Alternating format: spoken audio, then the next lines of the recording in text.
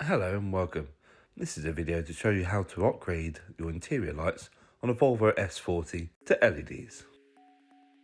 Now when I bought the car, I noticed that most of the map lights weren't working. So for £20 I managed to get a full LED replacement kit with every bulb you need.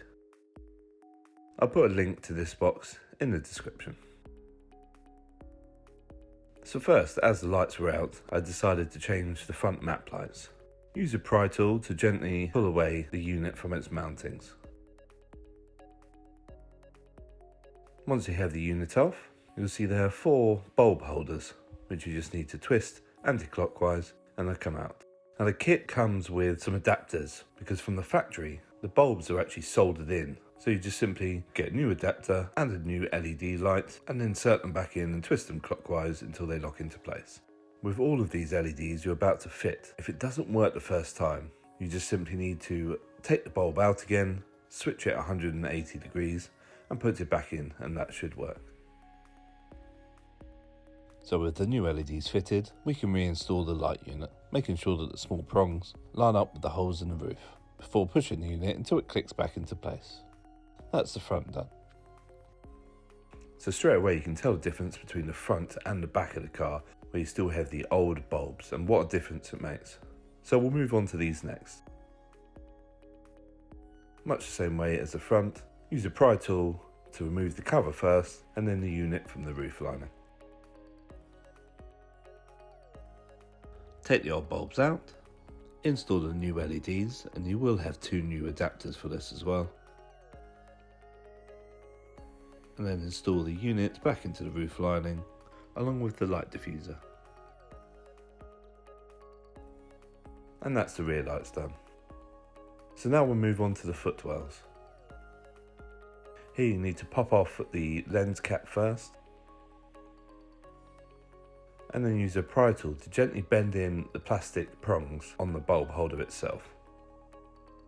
You should then be able to retrieve the bulb holder from around the trim panel, and then you can go ahead replacing them.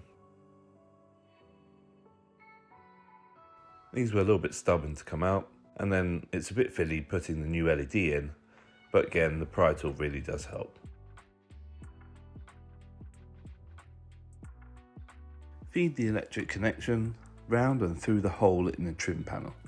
Once fitted, check that it works, put the lens cover on, and then it will all push up back into place. Now you can do the driver's side and the glove box as well, which all follow the same process. So next up we have the vanity mirrors. Again, using a pry tool, insert at the bottom of the light unit and pull up until you see the tabs come away. Then go one side and the other, and the whole unit should just pop straight off.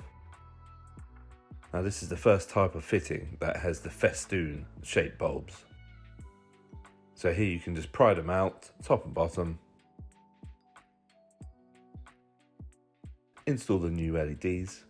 And to test that they work before installing the mirror again, there's a little black box here and it has a white switch on top. Just be very careful with this because it is quite fragile. Once you've got them working, reinstall the mirror. It just clips into place. Do the top first, then the bottom, and you're done. So the boot one is actually probably the easiest one, and it makes a real difference at night time. Simply pull out the fitting, pull out the old bulb, replace it with the LED from the pack, test that it works, and then it just clips back up into place. So finally we have the rear number plates. Yes, they're not interior lights, but they came in the kit and it does brighten up the look on the outside of the car. What you need here is a T20 Torx bit. There are 2 screws on each side of the lenses,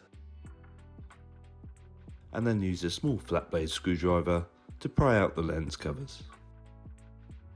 Now one thing I found with this fitting, because they are open to the elements, is that there was a bit of corrosion on one of the contacts. So I just had to lightly sand it to bring back the fresh metal, because I found it was flickering when I first put it in. Push the holders back up into the boot lid and do up the Torx screws. It's as simple as that. So now that we've upgraded all these lights to LED, you'll see straight away at night time just how much brighter it is.